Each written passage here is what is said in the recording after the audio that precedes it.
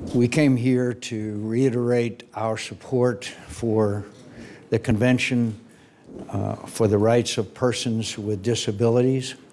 It has had a very difficult path, and we are here this morning to reiterate our complete commitment, no matter how long it takes, no matter how hard it is, to see this treaty passed by the United States Senate.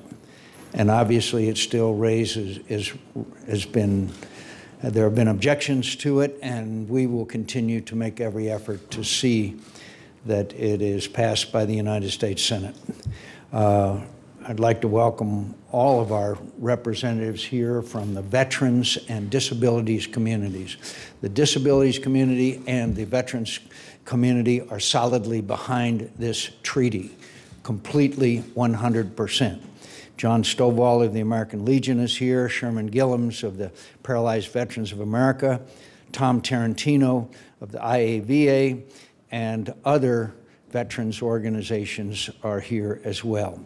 I'd like to thank Senator Tom Harkin, who is one, along with the architects of the Americans with Disabilities Act, which is one of our prouder moments when we were able to be involved in that. I'd like to thank, I was going to thank you though, but you know, geezers. Senator Ayotte, who's been an advocate and a very active supporter, and I'd like to thank Senator Mark Kirk, who has also been a vocal and strong advocate of this treaty. But most of all, there's one person is the reason why we are here today, and that is because of our beloved Senator Bob Dole. We would not have united in this effort.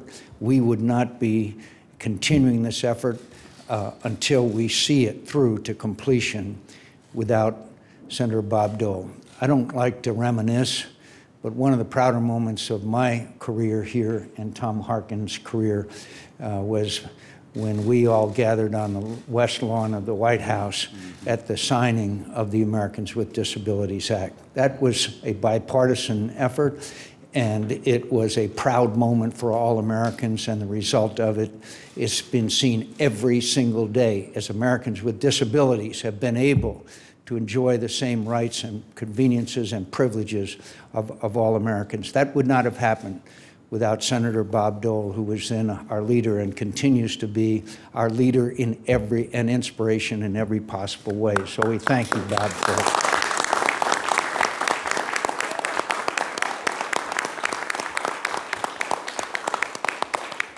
And I promise you, Bob, we will never, ever quit until we see this treaty passed by the United States Senate.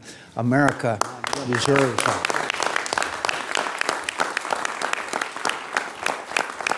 So, as is usual, we call on the oldest and senile first, so we will call on Senator Harkin for his remarks, and then we would ask Senator Ayotte, Senator Kirk, and then Senator Dole, and then we'd ask representatives of our veterans community to say a few words. Senator Tom Harkin, a dear friend, and one of the prime authors of the Americans with Disabilities Act. Thank you, Tom. Thanks, John, very much. Thank you, buddy. We have to do this. Ronald Reagan always referred to America as a shining city on a hill, and that's what we want to be to the rest of the world. And nowhere is that more evident than in what we have done as a nation to secure and enhance the rights of people with disabilities in our society. The Convention on the Rights of People with Disabilities is modeled after the ADA. In fact, I've been told by those that were involved in the drafting that our ADA informed them of how they should draft it. 148 nations have already signed it. We are noticeable for not having signed on. I was just recently in China meeting with some non-governmental organization disability groups, and China has signed on to it, but they've got a long way to go. And these groups were saying to us that, to me anyway, that we need America to be a part of this effort, because then we can speak a common language, the common language of this convention, which is based upon the Americans with Disabilities Act. And so we can take this leadership position, and we should. It's been a long, tough battle. And I want to thank all of those who have been so stalwart in fighting for this. John McCain, well, if you know anything about John McCain, he never gives up. I mean, here's a guy with a lot of guts and a lot of courage, and he's not going to back down. He was here with us when we passed the Americans with Disabilities Act. He was a strong proponent then. And with Bob Dole, working with it at that time. And you know, in all my years here, 40 years now, both the House and the Senate, working on everything from the Education of All Handicapped Children's Act, Television Decoder Act, ADA Act amendments, the Rehab Act. Disability policy has never been a partisan issue. It just never has been. And that's what I was hoping that the CRPD would be just a nonpartisan issue. And as you can see here, it is a nonpartisan issue. There's no partisan overtures whatsoever. But we do have some hurdles to overcome. I'm not ignorant of that. I can remember, though, when we were working on the ADA back in the 80s, John, and Bob will remember this too. There were times when they said, you can't get it done. I mean, we hit some real low points a couple of times. It's over with. You can't get it done. We'll get a bit here or something that, but we'll never get this comprehensive legislation passed. But people, good people, work together on this. Disability community, the veterans community, President George H.W. Bush, Boyd and Gray as chief counsel, Dick Thornburgh, Attorney General of the United States, Ted Kennedy, Bob Dole, so many of us. And it was just never a partisan thing. So we hit some low points, but we persevered, we persevered, we persevered. And there are some who say, well, maybe we can't pass this. I stand with John McCain. We aren't giving up. And I am not about to concede any votes until the votes are cast. And that's why we need your help. And that's why it's so important for the veterans groups who are here today to express themselves on it. As Senator McCain said, this treaty has the support of every veterans group. They get it. And another veteran right here, Mark Kirk, he gets it too. And Kelly Ayotte has just been wonderful, worked her heart out on this to reach these agreements. So we've got more time left this year, folks. I'm saying we can get it done. But you have to let your senators know how much you care about this, and your families care about it, and our veterans care about it, and what it means for America. So I thank the Veterans Committee, the groups that are here, on something that is so important to America. Not to me, not to John or Mark or Bob Dole. It's important for America that we maintain our leadership in the area of disability policy. So let's put on the final push. Don't give up. Let's get it done.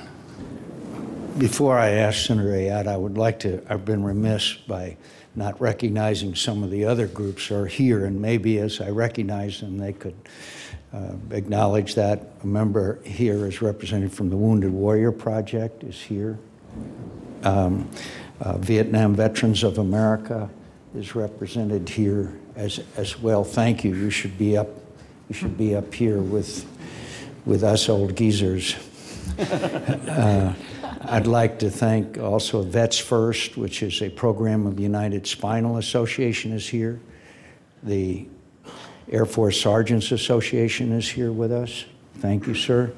And the Military Officers Association of America is here. Thank you, Bob, for being here. The Blinded Veterans Association is here as well. And there are other veterans organizations here. Is there anyone that I did not recognize that is? Air Force Sergeants Association. The Air Force Sergeants Association is here. We don't want to not ever miss recognizing the sergeants. anyway, it's a broad array, and we'll be hearing from Tom Tarantino and Sherman Gillums and John Stovall in a minute. Kelly? Thank you. First of all, I'm really honored to be here, not only with my colleague John McCain, my colleague Tom Harkin, Mark Kirk, all who have been tremendous leaders on this very important treaty. And we need to get this done. But I have to say, most of all, it's truly an honor to be here with Senator Bob Dole. I think as we look at role models, you see someone like Bob Dole, who has done so much for the country, in service to our country, not only in defending the country, but also as a great leader in the United States Senate. So, Senator Dole, I know you celebrated a birthday yesterday, and so we know you're 91 years young, and we're honored to be with you.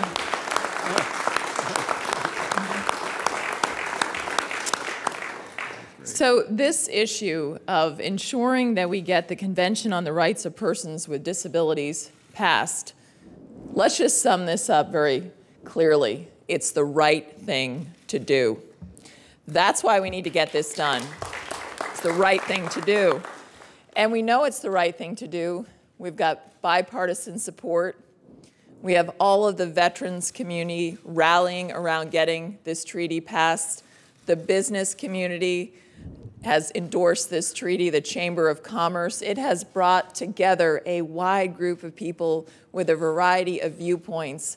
All of us are together because we know that getting this treaty passed in the United States Senate is the right thing to do for individuals with disability, not only in the United States of America, so when they travel overseas, they can enjoy the same standards and opportunities to have access to facilities and to enjoy their lives that they do in the United States of America. And that is what this treaty is about. And we are the leader in the world. We're the greatest country on earth. We are the leader, and we need to be a leader here. And so us not being on this treaty, for us to be the world leader and not to really put forth our standards that were passed by so many who worked here so hard, Senator Dole, Senator McCain, Senator Harkin, others, under the ADA, to ensure that not only our veterans when they travel, but all Americans with disabilities will have the opportunity to enjoy, travel, work, study abroad. We need to be that beacon and get this done for people around the world. Now, there have been a lot of myths about this treaty, and I just want to talk about those for a minute. This treaty does not impose new responsibilities on the United States of America. Why? Because we are the gold standard under the ADA. What we need is other countries to step up to our gold standard of the ADA that we've worked on and other laws that give people with disabilities the rights that they should have in this country and that they should have around the world. Other myths that have been propagated about this treaty: it does not interfere with our sovereignty. For those who want to homeschool their children, there's absolutely nothing in this treaty that is going to interfere with any American's right to homeschool their children. Other issues, and I would call straw horses and really false arguments that have been raised about this treaty. There's nothing in this treaty that is going to create any new rights with regard to abortion. This is an issue that people have strong feelings on both sides of the aisle.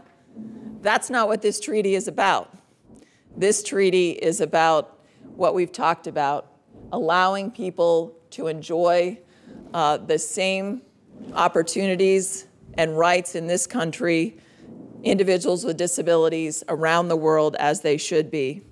So sovereignty, homeschooling, issues like life and abortion, that's not what this treaty is about.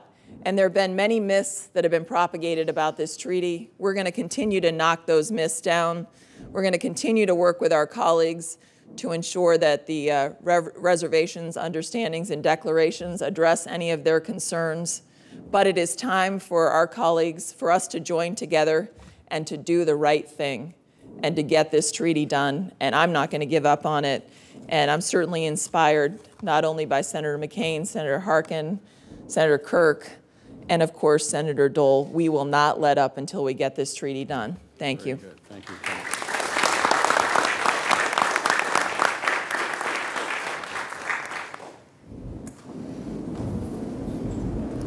Let me just introduce you to a soldier from Normal, Illinois named Steve Vasquez. Steve was wounded in Iraq. He has now climbed mountains in Kenya and Mexico. Because Steve is such a badass, and he really does travel around the world showing off how great his recovery has come. He is the reason why I'm here, to make sure that when he shows his skills, he can actually move around the country and be really represent everybody. Let me have the guys behind us call out your home service to show that we're bipartisan. We even have Army and Navy backing this. Guys, call out your home service. Air Force. Army. Ooh. Navy, Marine Corps. Army. Thanks. The best. Army. There's obviously too many Army. Okay, Tom. I would say this vote should happen with a VA scandal going on. I would say the Democratic leadership that this is the best pro-veterans vote that the Senate could cast coming up this year, to make sure that our guys could go around the world unencumbered. And as a recently disabled guy, I will tell you that I hesitate before thinking about international travel, because I know the ADA is not there to protect me, because I don't want to be in an embarrassing situation. And I know a lot of the guys would think that. Yeah. Want to make sure that if you fought for freedom around the world, you should be able to freely move around the world. Oh, my God. Yeah. Thank you.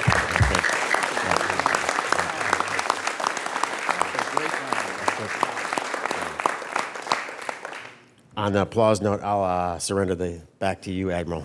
Thank you. Yeah. Okay, John. Yeah. I'd like to, before we call on our veterans organizations, could I ask that our beloved Bob Dole make a few remarks, and then we'll ask our veterans representatives, and then we'll be ready for questions. Bob? All right, is this on? Yeah, it's on. Well, I'm seated next to Mark, and Mark, I want to thank you for having disability community presence this morning, and thank you for your leadership. And I understand next week you're really going to turn it on. That's right.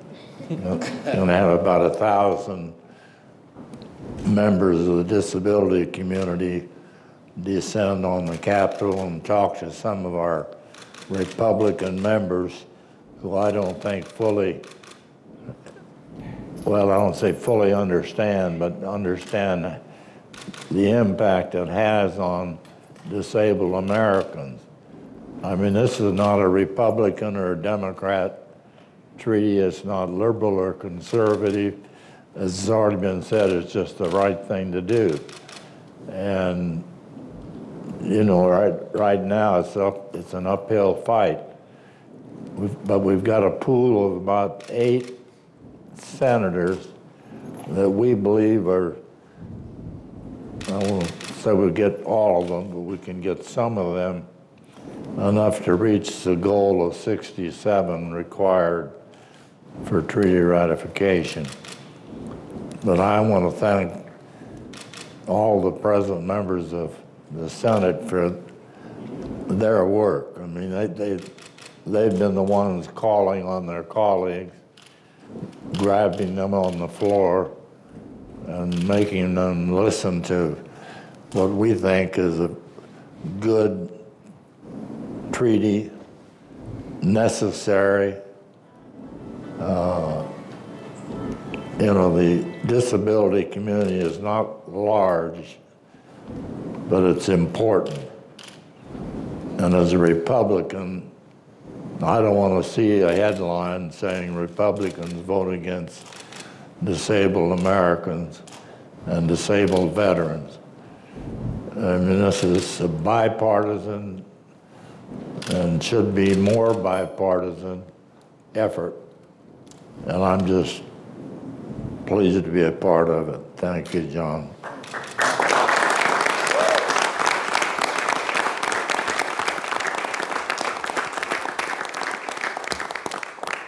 I thank you, Bob, and it's always inspired so many of us. The story of two brave Americans who ended up in the same VA hospital, bravely wounded after World War II, who later became two of the greatest leaders of our country in our United States Senate, you and our beloved departed Dan Inouye. You continue to inspire people like me every single day. With that, if I could ask John Stovall to make a few remarks, John. Yeah.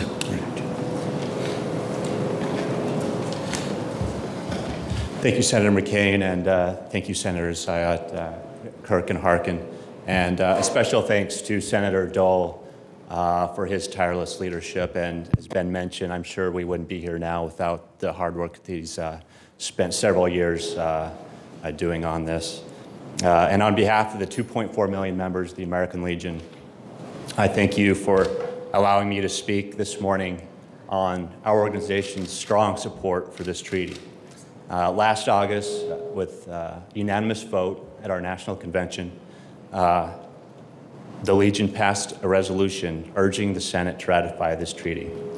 And we join over 20 other leading veterans organizations in support of the 5.5 million veterans living with disabilities.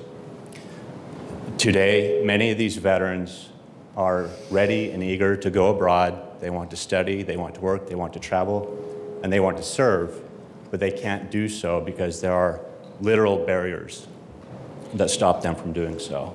This treaty is the right thing to do for those veterans. And as Secretary of State Kerry has stated, this disabilities treaty is the single most important step we can take to ensure that millions of disabled Americans enjoy the same protections abroad as they do here at home. And there's no doubt that the ADA, on which the CRPD is built, has vastly improved the lives of disabled veterans by setting the gold standard for accessibility. The Legion knows that this treaty is good not only for our veterans, but for all service members and their families, the United States, and the world as a whole. And now is the time to act. We have to step forward once again on this issue and lead the world. And again, I would like to thank Senator Dole and wish him a happy birthday on behalf of the Legion. And now call on our good friend Sherman Gillums from Paralyzed Veterans of America for his remarks. Thank you, John.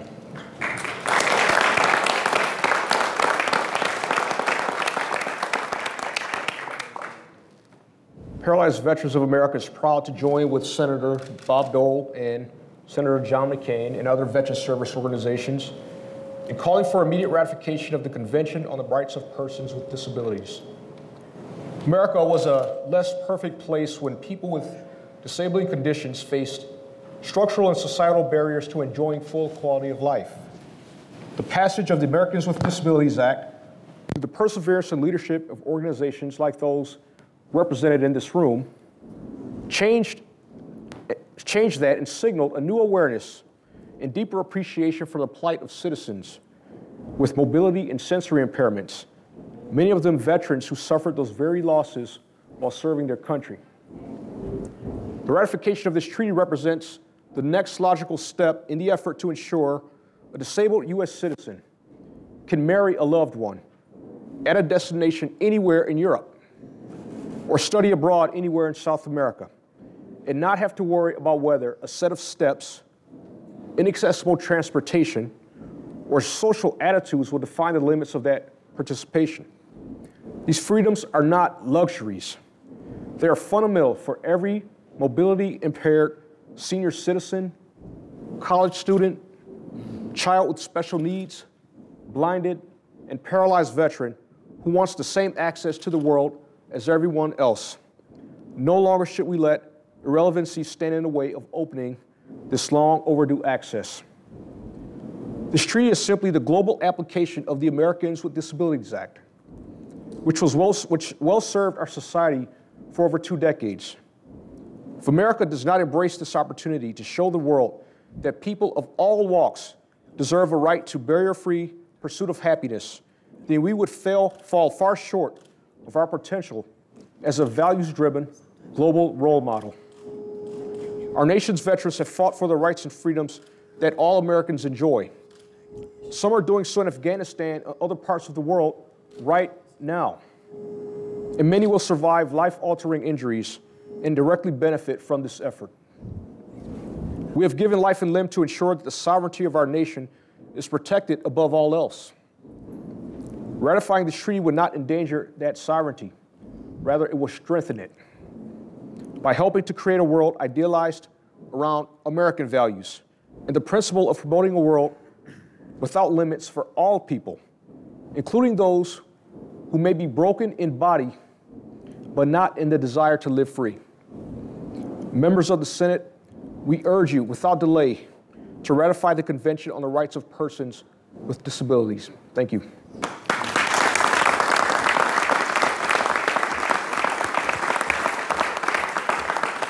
Tom Tarantino.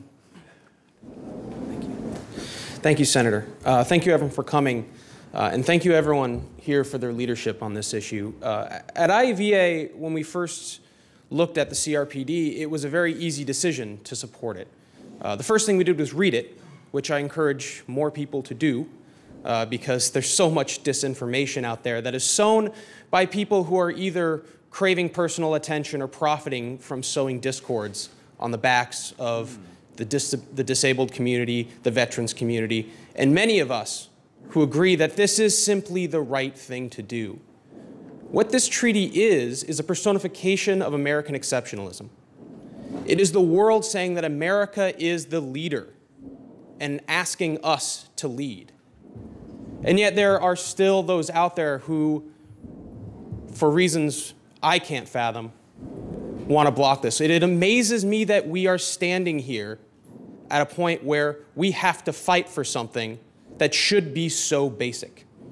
That we are fighting for something that the entire disability, that the entire veterans community, that brave lawmakers who know this issue say it is the right thing to do, and yet we still have to fight. Well, in the next few weeks, this is going to come up. And in the military, we call this a gut check. And I'm going to send a message to anybody in the Senate who is thinking of not voting for this treaty. And you have to ask yourself, who has your back? And who do you want to stand with? Do you want to stand with the people here? Or are you going to stand with the people who are sowing lies and discord? And when it comes time to make that vote, I think you'll do the right thing. And we hope you will do the right thing. And I want to thank everyone on this stage again for their leadership, because without them, we would be in a much worse place. And IAVA firmly believes that we are in a position that the CRPD will pass, and will pass soon. Thank you very much. Wow.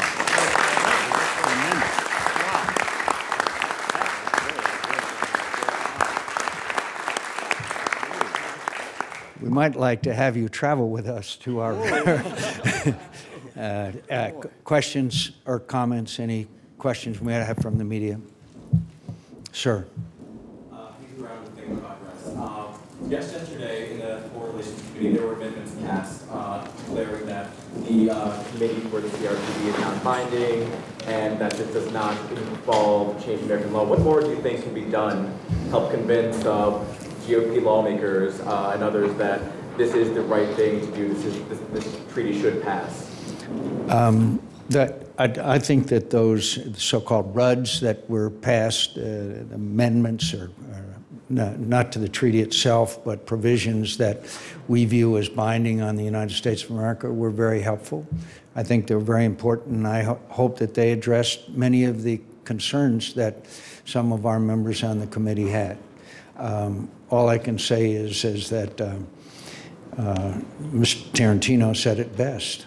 the allegations concerning this treaty, and actually Kelly said it best, the allegations concerning this treaty are patently false.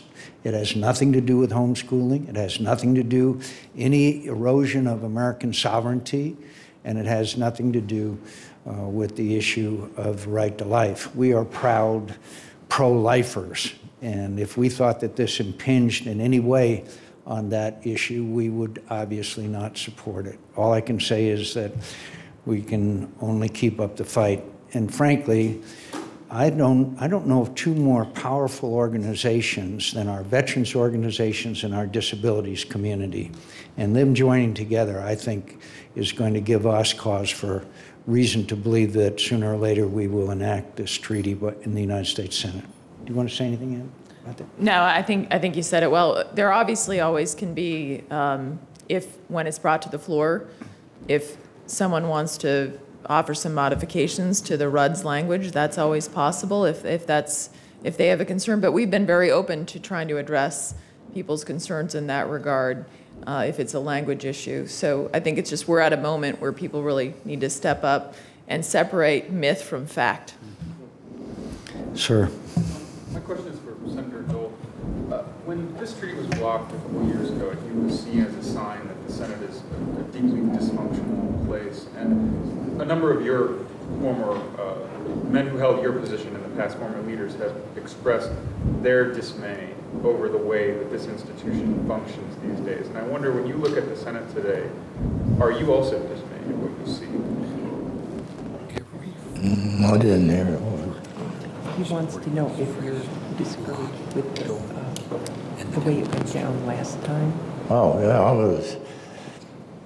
I was disappointed, put it that way. I mean, as I said earlier, there's no reason. I mean, it's just no reason to be against this treaty. We've had some of our best members of the Senate that are here today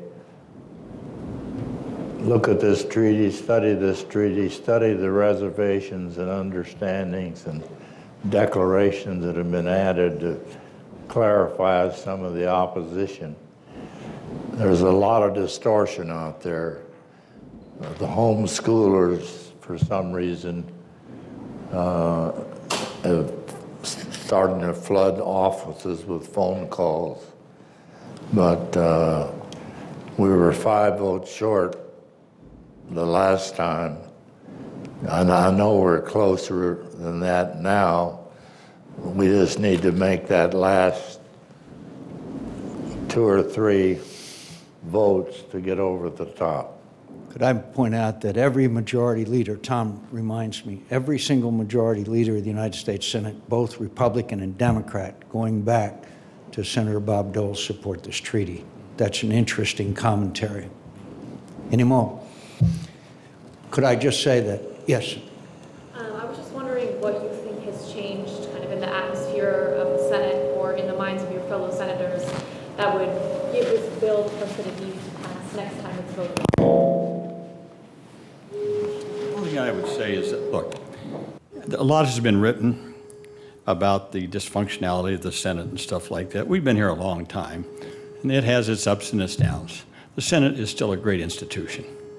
People can rise above things. And I hear people say, well, we can't pass this because there's a lot of different hard feelings and things like that between one side or the other. Here's one case where we can rise above that, where we all agree, basically, that this is the right thing to do for America. And we can put aside whatever differences we may have on procedure or this issue or that issue. Fine, put those aside. This is one place where I hope the Senate can rise above sort of the smoke and the debris of our fights on the Senate floor and join together in this effort. So that's as I see it. It's one place where we can rise above it. Could I say also I'd like to thank Senator Menendez, the chairman of the Foreign Relations Committee, for moving this bill through the committee. I'd like to thank most of all the disabilities community who has come here. We love you. We thank you. we're incredibly grateful. And to my fellow veterans here, it's time we went down to and blew the cavalry charge, okay? It's time. It's time for us to mobilize our veterans community who, when informed of the importance of this issue to our veterans, as best articulated by Mark Kirk, then I still believe that we can pass this legislation. And Senator Ayotte, thank you for your leadership. Tom, thank you very much. And Bob, one of the great honors of my life was to have had the privilege of serving with you in the United States Senate, campaigning with you when you ran for president. Probably the reason you lost is because I was there. But I'm deeply honored that you are here. And you are an example and an inspiration to every single one of us who aspire to serve our country. Thank you and God bless. Absolutely.